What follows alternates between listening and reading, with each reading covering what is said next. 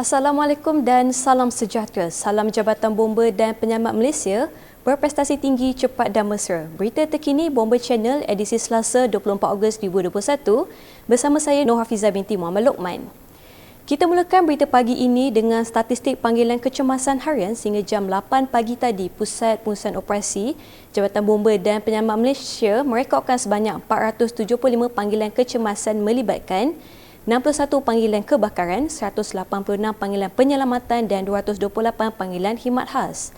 Manakala bagi statistik operasi COVID-19 pula sehingga Isnin, 23 Ogos 2021 sebanyak 61,567 operasi COVID-19 telah dilaksanakan oleh Jabatan Bomba dan Penyelamat Malaysia yang melibatkan 41,056 disinfeksi bangunan, 5,915 pemindahan mangsa, 217 pemeriksaan keselamatan kebakaran stesen kuarantin dan lain-lain premis, 8 operasi Humanitarian Assistance and Disaster Relief HADR, 139 penugasan di pusat pemberian vaksin PPV, 863 operasi pengurusan jenazah dan 13,369 lain-lain tugas. Bagi operasi disinfeksi sehingga semalam, sejumlah 41,056 operasi disinfeksi yang merangkumi 157 zon iaitu 139 zon merah, 4 zon jingga, 9 zon kuning dan 5 zon hijau mengikut pengelasan Pejabat Kesihatan Daerah PKD yang ditetapkan oleh Kementerian Kesihatan Malaysia KKM. Pada 23 Ogos 2021 Isnin, sebanyak 193 operasi disinfeksi meliputi 71 zon merah dan 4 zon kuning telah dilaksanakan yang melibatkan 11 buah negeri iaitu Selangor, 21 operasi, Johor 11 operasi, Sarawak 21 operasi, Pahang 2 operasi, Sabah 24 operasi, Perak 22 operasi, Melaka 14 operasi, Kelantan 17 operasi, Pulau Pinang 19 operasi, Kedah 23 operasi, Perlis 8 operasi serta 3 buah wilayah persekutuan iaitu Kuala Lumpur 7 operasi, Putrajaya 3 operasi dan Labuan 1 operasi.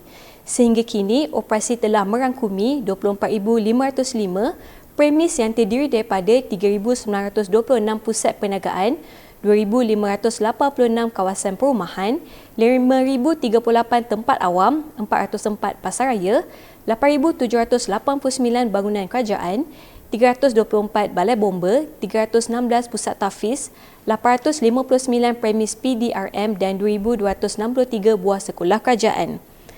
Kita mulakan dengan insiden kebakaran. Pusat Gerakan Operasi PGO Negeri Pahang telah menerima panggilan kecemasan melibatkan kebakaran kilang Miko Chipboard melalui sistem MERS 999 pada jam 10.57 pagi semalam. 3 jentera FRT, 1 jentera water tanker dan 1 jentera EMRS dari Balai Bomba dan Penyelamat Indrah Mahkota dan Balai Bomba Kuantan dengan kekuatan keanggotaan seramai 35 anggota telah dikejarkan ke lokasi sebaik menerima panggilan kecemasan.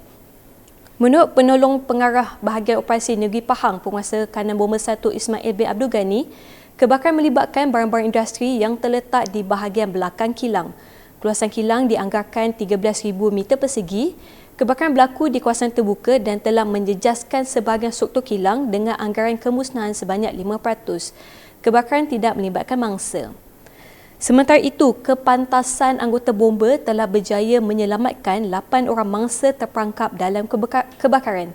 Pusat Gerakan Operasi PGO Negeri Johor menerima panggilan kebakaran melalui talian MERS 999 pada jam 3 petang semalam beralamat di Jalan Dato' Kapten Ahmad Keluang, Johor.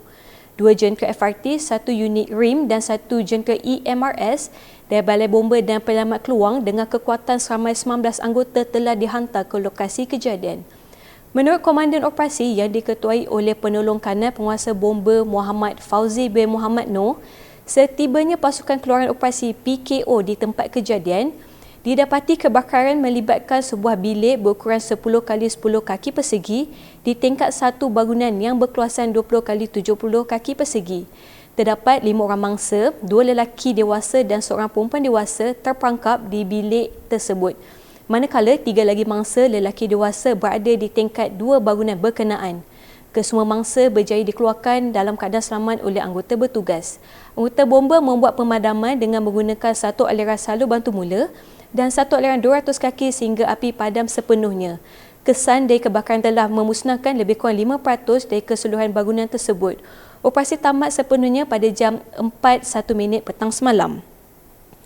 Sementara itu, beralamat di Taman Indra Sempurna Kuantan, Komandan Operasi Pegawai Bomba Kanan 2, Zanafi bin Zainal berkata kebakaran berlaku di bilik penyimpanan baju terpakai berkeluasan 8x8 kaki persegi dan anggaran kemusnahan adalah 5%. Pasukan bomba dari Balai Bomba dan Penyelamat Taman Tas dan bantuan dari Balai Bomba Kuantan membuat operasi pemadaman dengan menggunakan satu aliran hos air dari tangki pam jentera bomba. Tiada mangsa dilaporkan terlibat dalam insiden ini.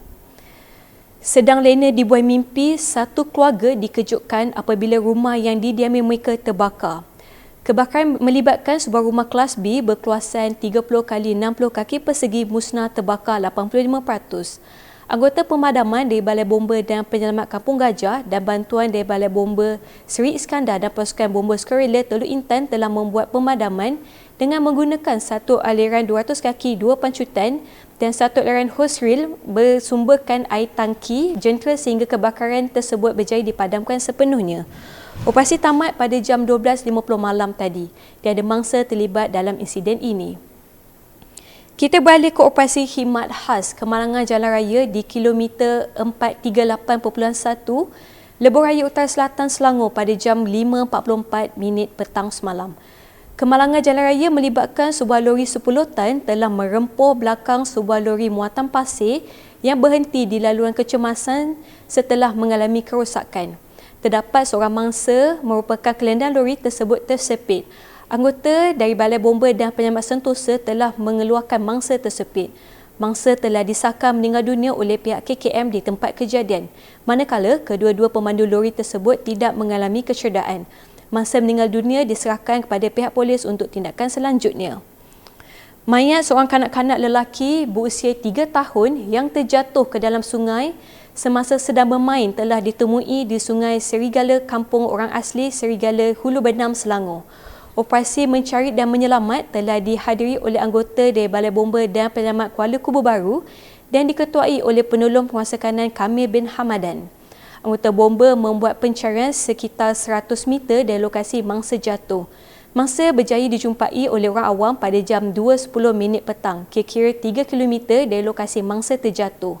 Mangsa disahkan meninggal dunia oleh pihak KKM dan diserahkan kepada pihak polis untuk tindakan selanjutnya. Operasi tamat pada jam 2.30 petang semalam. Kita teruskan dengan laporan hari ke-6 operasi mencari dan menyelamat mangsa fenomena banjir kilat Titi Hayun Yan Kedah. Mangsa terakhir Ridwan bin Poniman berusia 61 tahun yang hilang dalam tragedi kepala air dan banjir lumpur di kaki Gunung Jerai ditemui di kawasan 300 meter dari PKB Titi Hayun oleh pasukan SAR 1. Mangsa telah berjaya dikeluarkan pada jam 1.30 petang semalam dan telah diserahkan kepada pihak polis untuk tindakan selanjutnya. Turut hadir pada petang semalam Perdana Menteri Malaysia, Datuk Seri Ismail Sabri Yaakob di Titi Hayun bagi melihat sendiri kesan bencana banjir yang berpunca daripada fenomena kepala air yang melanda kawasan itu tempoh hari. Beliau berasa terkilan dan sedih dengan kemusnahan terhadap kediaman dan premis perniagaan di Titi Hayun akibat bencana banjir yang melanda. PKB Titi Hayun lapor operasi tamat sepenuhnya dan PKB Titi Hayun ditutup pada jam 6.20 petang semalam. Al-Fatihah kepada mangsa-mangsa terkorban. Semoga keluarga mereka tabah menghadapi ujian ini. Bismillahirrahmanirrahim. Alhamdulillahi Rabbil Alamin. Ar-Rahmanir-Rahim. Maliki Yawmiddin.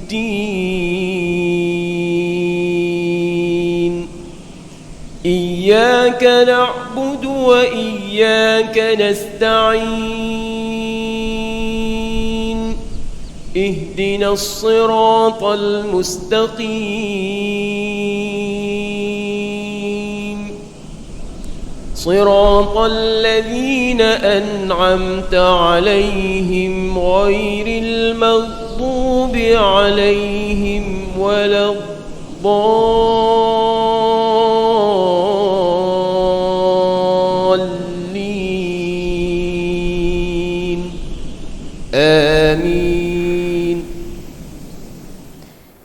Sekian dahulu berita terkini, amalkan norma baru, jaga jarak, jaga kebersihan, kita jaga kita. Lindungi diri, lindungi semua. Teruskan kesetiaan anda bersama Bomba Channel, info keselamatan anda. Assalamualaikum dan salam hormat.